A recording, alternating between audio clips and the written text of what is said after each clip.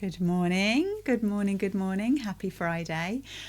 This morning, I thought I would come on and talk about some questions that came up. I created a brand new talk this week, which I delivered in my local networking group.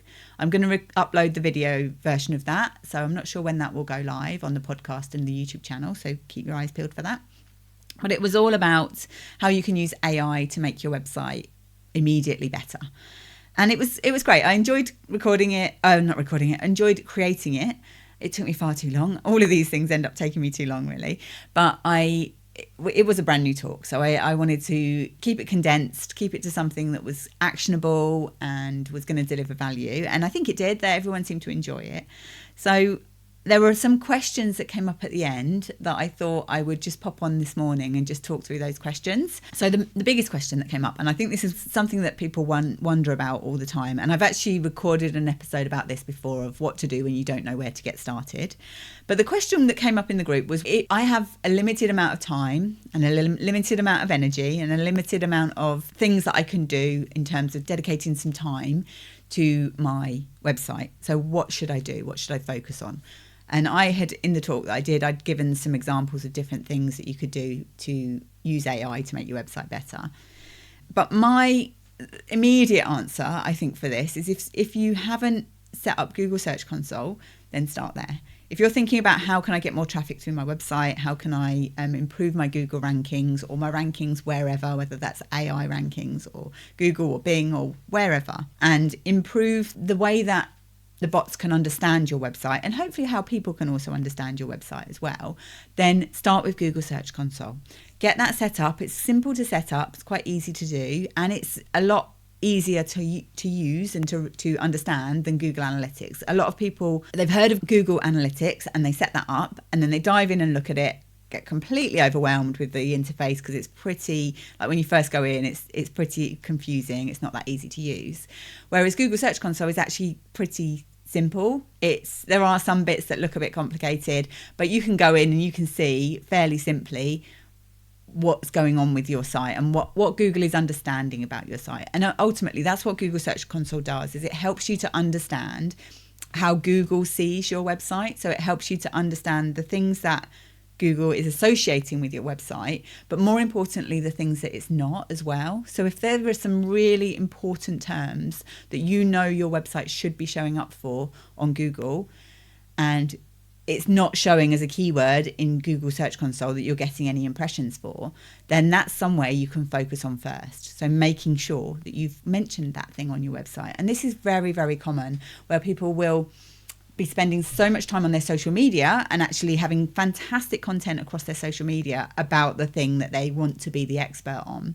But you come to their website and actually they're not really mentioning it very much, or it's so spread across the whole website, then Google doesn't understand which page is the best one out of all the pages on this website, which one is the best one for Google to show up in those search results, really. So I would definitely say to start with that. I have a little mini course on my website. It's all about setting up Google Analytics and Google Search Console. It's just a quick course that teaches you how to set them up and how to understand the basics. So the things that you need to sort of look at when you first set them up. But even if you're thinking, okay, I don't have time to do anything with my website, if you go in and set those tools up, with both of them actually, I would set both up, Google Search Console and Google Analytics. Make sure you've got them set up, because then they can be gathering data in the background. And at some point, you are going to want to do this. At some point, your website will become enough of a priority for your business, or actually getting more customers in a way that's not burning you out, like social media, creating content all the time.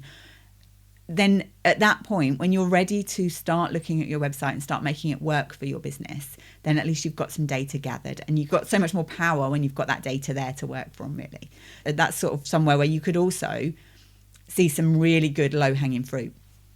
So you might go into your Google Search Console and go to your queries. So there's a little tab that says queries. And if you look at that, it tells you all of the words that Google is associating with your site. So it tells you all of the keywords that people have typed into Google, and Google has then shown you up somewhere in the search results. That might be on page 100, but it has shown you somewhere in those search results. And it will show you the average position as well that it's shown you in. And it will tell you the number of clicks. I was trying to think what the third thing was. The number of clicks where people have actually, you've shown up for that search result and people have clicked through to your website from Google. And that can be really powerful because then you can look for those search terms. You can look for the ones that are most important for your business, as I say, and look for the ones that aren't there and think, okay, what page can I optimize, or do I need to create some new content for that particular search term that I want to be showing up for in Google? You can also look at the ones that you are already showing up for, where you're getting a fair amount of impressions for it. So that means that some people are searching for it each month. And the number of impressions maybe would depend, depend from business to business, what would class as being worth your while. So for some impressions, if it's a really competitive search term, then actually seeing thousands of impressions on there might be you might need to see that before you think, okay, this is something that's worth my time. And it does depend on the intent of the search as well. So if it's something that's a commercial search intent, people are looking to purchase something, there's lots of people looking for it, it's not too competitive, but you're showing up in averaging positions, let's say 6 to 20, then that could be a really good opportunity, because that's one where you maybe don't need to do too much to hop yourself up the rankings a little bit. And actually, I say 6 to 20, if you're in position 11 averagely, or position 12 averagely for something, and you could just make a few tweaks that could help you then to hop over onto that first page of Google search, then that can make a massive difference, because the majority of people aren't going to click through to page 2. And while we want to be in that top position if we can, and certainly the top 3 are going to get more than sort of 54% of the clicks, they reckon, go through to those top 3 organic search results. But if you are on that first page, that makes a big difference as well. So that's where I would sort of say to focus firstly, really. If you don't know what to do, set up your Google Search Console. Just go in and have a look at it. Use my course, as I say. It's just a short mini course. But use that to help you understand how to actually look for that low-hanging fruit, then check out that course. This is also something I offer in my power hours as well. So if somebody wants some help on actually just understanding their analytics, understanding what position they're in right now with search and where that low-hanging fruit is and kind of what to focus on first, then start with that, definitely. And then if you're thinking, okay, so I've done that, or I've already got Google Search Console set up and I'm looking at it fairly regularly and kind of understanding that, but I want the next step after that, I would start thinking about what page you need to optimize. And I would always say to start with those money pages first. So the pages that are closest to the sale, whether that means for your business, your product pages, or your booking page. It might be a booking page if the next step to get people to actually spend money with you is for them to book a discovery call. Maybe it's the most important page to you is for them to join your email list because you're really hot on selling to people through your email list. And start with those money pages first. So look at those pages, look at whether you've optimized them for search and for conversions.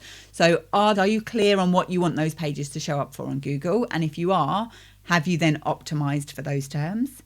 How are those pages performing already? So looking at your Google Search Console pages, looking at the reports from that page and what search terms are being associated with that. Is it right? Are there things that you can do to help to encourage that page to show up in search results? And then thinking about the conversion. So have you actually set that page up to encourage people to convert? Or is it immediately clear when they come into that page that what you do, how you're going to make their life better and what they need to do to get it? Is there one clear call to action on that page? Is it encouraging people to actually take that action as well? So is it set up in a way, things like using directional cues on your buttons, simple things like that, making sure that the buttons aren't small text, make sure they're really clear, make sure people aren't having to hunt for the buttons on the page. Those kind of things that can help with that conversion on that page. Are there any traffic leaks on that page? Have you got an immediate link at the top of that sales page to take them to your social media? If they do that, then they're off scrolling socials and they're not then on your sales page and taking the action that you want them to take. If you're then thinking, okay, I've done that, now what's the third thing that I need to do? Think about your homepage, because this tends to be the page that gets the most amount of traffic from most websites. Thinking about that. Is your homepage set up in a way where it encourages people to explore your content further? What's the goal with your homepage? And there might be more than one goal with a homepage. This is the only page on our website we can kind of get away with it actually having transitional calls to action as well. So think about what you want them to do at the top of the page. Maybe you want them to join your list or book a call or check out your products, check out your category pages, however you've set those up, if it's a product-based business. Then thinking about what else you can have on that homepage that helps to build that trust. So having some of your social proof on there, whether that's companies you've worked with, whether that's trusted by, whether that is your testimonials, whether that is your expertise coming across on that page in different ways, helping people to understand the easy steps to working with you as well.